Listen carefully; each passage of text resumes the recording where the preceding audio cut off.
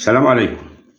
أهمية الكلمات الرئيسية في ظهور قناتك في محركات البحث وكذلك الفيديوهات.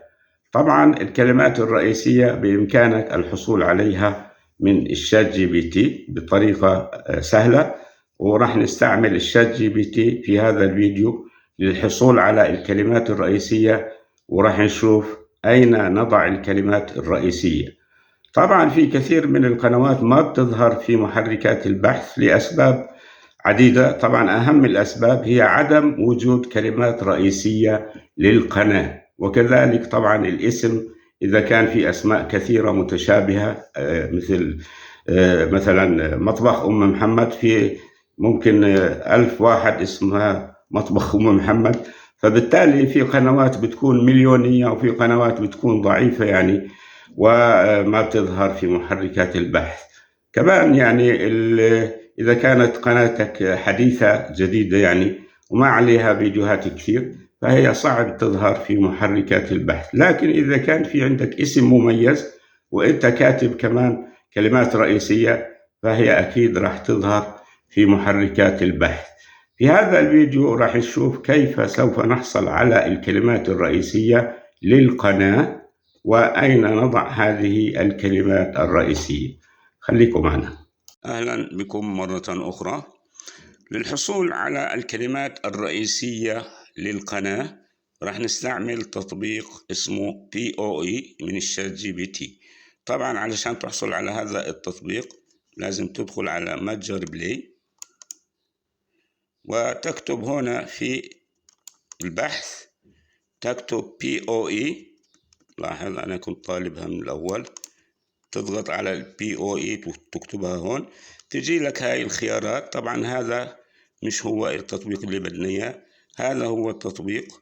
طبعا انا مثبته، لكن انت اذا مش مثبته بتعمل له تثبيت. هون انا فقط بضغط على فتح لانه موجود عندي على الجهاز. هذا هو تطبيق POE. طبعا هذا التطبيق يتضمن عدة تطبيقات من الشات جي بي تي، في تطبيقات قديمة وفي تطبيقات حديثة يعني أحدث شيء. في عنا هنا الشات جي بي تي 4 او، هذا أحدث تطبيق من الشات جي بي تي اللي هو البي او اي. هلا إذا بدنا نستعمل هذا التطبيق، هلا إحنا موجودين على هذا التطبيق. إذا بدنا نستعمل هذا التطبيق بنضغط هون، بتحول إلى هذا التطبيق. لاحظ بصير باللون الغامق. إذا بدنا التطبيق الثالث اللي هو الأسيستنت، أنا كنت سابقا أستعمل هذا الأسيستنت، فبالتالي بتحول هون بصير لهذا التطبيق. هلا إحنا بدنا نستعمل أحدث تطبيق اللي هو الجي بي تي 4 او. هنا بتكتب يعني أي شيء أنت بحاجة إله. مثلا أريد كلمات رئيسية لقناتي المختصة، بتكتب له اختصاص القناة، فهو راح يعطيك بالتفصيل حوالي 20 كلمة رئيسية لقناتك. أنا طبعا كنت من الأول محضر كل هاي الأشياء، فإحنا بندخل من هون على الأشياء اللي حضرناها. نشوف، نرجع من البداية. طبعا أنا حضرت كل شيء علشان ما يأخذ معنا وقت كثير. هلا كتبت له أريد كلمات مفتاحية أو رئيسية، نفس الشيء لقناة أبو أسامة التي مختصة. ما كتبت له بإيش مختصة، فهو أعطاني هنا الجواب. بالطبع سأحتاج إلى معرفة الموضوعات المحددة التي تختص بها قناة أبو أسامة. فبالتالي هو أعطاني أشياء يعني رئيسية ومش بالتفصيل. إذا كانت القناة مختصة بالتكنولوجيا أعطاك هاي الكلمات الرئيسية. ممكن قناة مختصة بالتكنولوجيا تستعملها. طبعا هاي يعني كلمات مختصرة. إذا أنت وضحت له بالضبط أو بالتفصيل ما هي القناة مختصة بشيء، بيعطيك 20 كلمة رئيسية. هون بيكتب لك كمان إذا كانت القناة مختصة بالطهي وهكذا.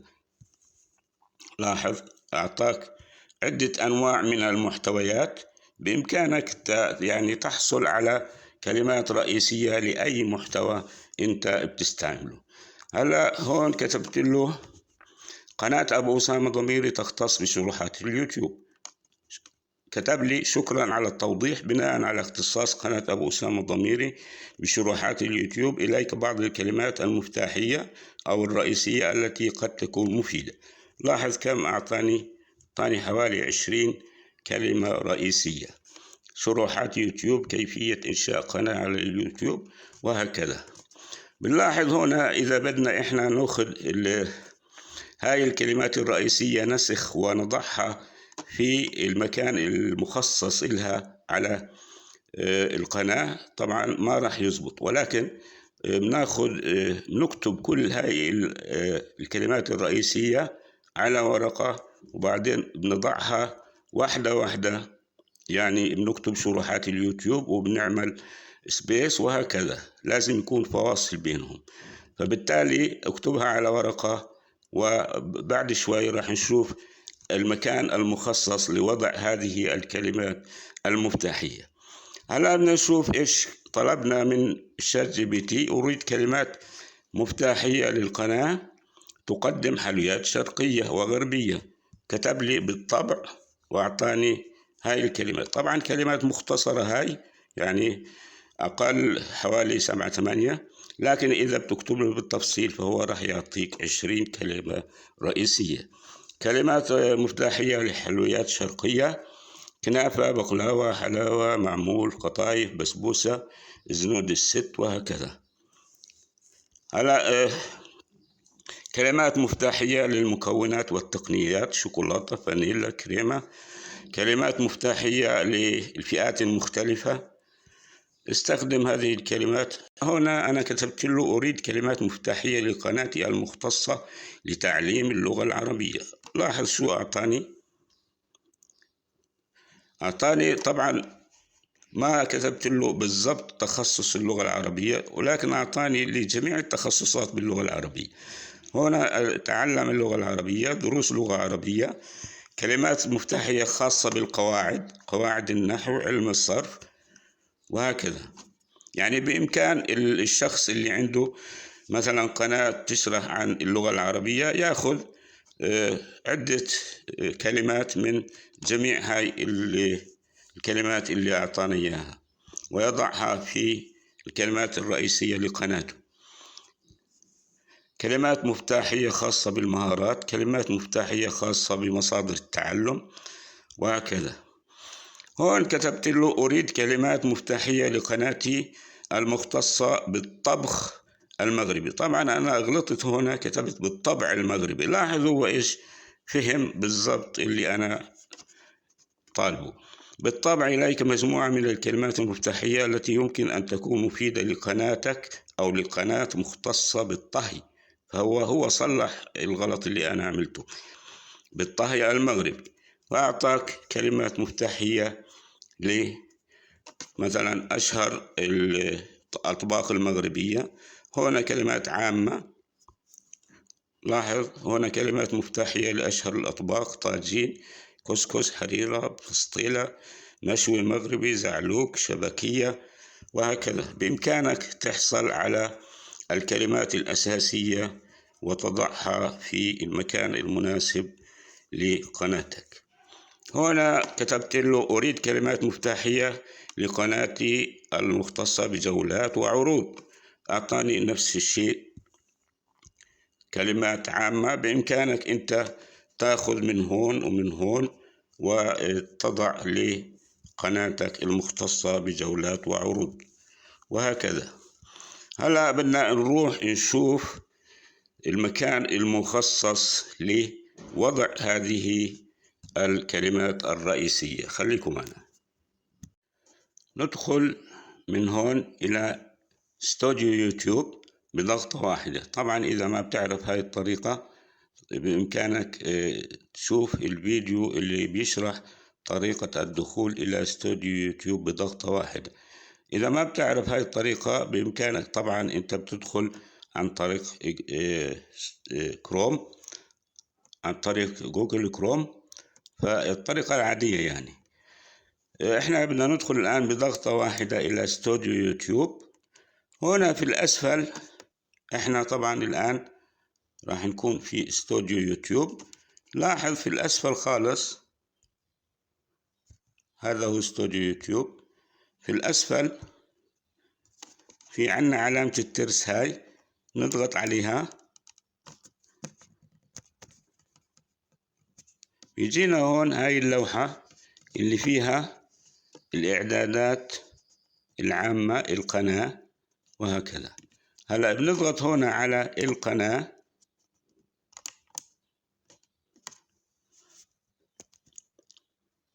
نضغط على القناة تجينا هاي اللوحة اللي فيها الكلمات الرئيسية. لاحظ هنا الكلمات الرئيسية.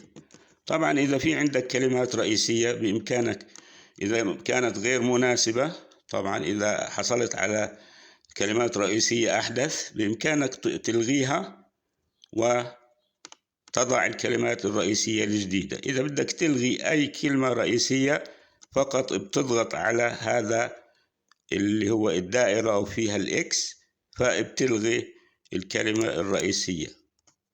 نشوف نجرب نلغي بالإصبع لأنه الماوس مش عم بيشتغل. لاحظ ضغطنا عليها فقط لغيناها. هلا إذا بدنا نكتب بإمكانك تلغي الجميع طبعا. إذا بدنا نكتب كلمة رئيسية جديدة، لاحظ هنا أجت عندنا كلمة حفظ.